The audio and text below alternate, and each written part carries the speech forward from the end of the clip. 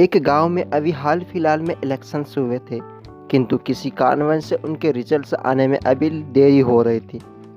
उस इलेक्शन में टोटल से 2 कैंडिडेट खड़े हुए थे। दोनों कैंडिडेट की अपने गांव में अच्छी खासी चलती थी। अच्छी खासी अपने गांव के जो लोग थे उनमें अच्छी खासी उनकी पकड़ बनी हुई थी। दोनों ही इस बात की दावेदारी कर रहे थे कि वे इस इलेक्शंस में जीतेंगे। लोगों में भी काफ़ी दिलचस्पी थी इस बात को जानने की कि दोनों में से इस बार कौन जीतेगा, क्योंकि दोनों की तरफ अच्छे खासे मतदान हुए थे और अच्छे खासे कैंडिडेट उनके सामने खड़े भी थे। कहा जाता था कि उन दोनों में से एक जो था वो पिछला सरपंच था। एक जो व्यक्ति था उसके पूर्वज जो कि कम से कम 50-60 सालों तक उन्होंने उस गांव में वहाँ पर सरपंच बना किया था। अब दोनों की अच्छी खासी पकड़ थी। लोगों में काफ़ी अफरा तफरी मची हुई थी और सबको ये जानने की इच्छा थी कि अब को आने वाले समय में हमारे गांव का सरपंच कौन बनेगा।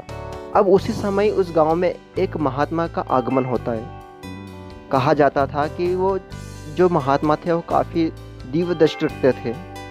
उन्होंने अभी तक जितनी भी भविष्यवाणियाँ की थी वो काफ़ी हद तक सही साबित हुई थी। तो इन लोगों के मन में भी दिलचस्पी जगी कि क्यों ना एक बार इन महात्मा से पूछ लिया जाए कि रिजल्ट्स क्या आने वाले, कौन जीतेगा इन दोनों में से। तब क्या था, दोनों कैंडिडेट अपने अपने मतदाताओं के साथ उस महात्मा के पास चल दिए। जब वे महात्मा के पास पहुंचे और जाके उन्होंने पूछा कि महात्मा जी, हम दोनों इस बात को जानने के लिए आपके पास आए हैं कि आने वाले समय में हमने अभी जो हाल फिलहाल में इलेक्शंस हमारे यहाँ हुए थे उनके रिजल्ट्स किसी कारणवश से वहाँ रुक गए हैं, लेकिन हमारे जो जनता जनार्दन है वो ये जानना चाहती है कि हम दोनों में से कौन जीतने वाला है। आपने काफ़ी भविष्यवाणियाँ की हैं और काफ़ी हद तक सही साबित भी हुई है, हमको पता है। उनमें से एक ने कहा कि हमारी हाल ही समय में हमारी सरकार थी यहाँ पे, हम यहाँ के सरपंच रह चुके, हमने काफ़ी अच्छे अच्छे काम भी किए हैं, तो मुझे ये विश्वास है कि आने वाले समय में मैं ही यहाँ का सरपंच बनूँगा। तभी दूसरे कैंडिडेट ने कहा कि इनसे पहले काफ़ी समय तक हमारी सरकार रही, कम से कम 50-60 सालों तक हमारी गवर्नमेंट रही और हमने भी यहाँ पे काफ़ी विकास का काम किया था, तो इसलिए हमें भी विश्वास है कि जनता ने हमें ही सपोर्ट किया होगा और हमको ही इस बार सरपंच की दावेदारी सौंपा होगा।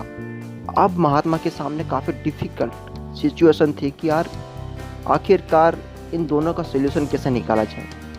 तभी महात्मा जी का कुछ समय तक चुप रहे। उन्होंने लोगों की तरफ देखा, लोगों की काफ़ी भीड़ उनके सामने खड़ी थी। तो उन्होंने सोचा कि अगर मैं किसी एक कैंडिडेट का नाम लूँगा तो हो सकता है कि ये जनता जो है कि भड़क जाए, इनमें आपस में ही फूट पड़ जाए और ये आपस में विद्रोह करने लग जाए और आपस में लड़ने झगड़ने लग जाए।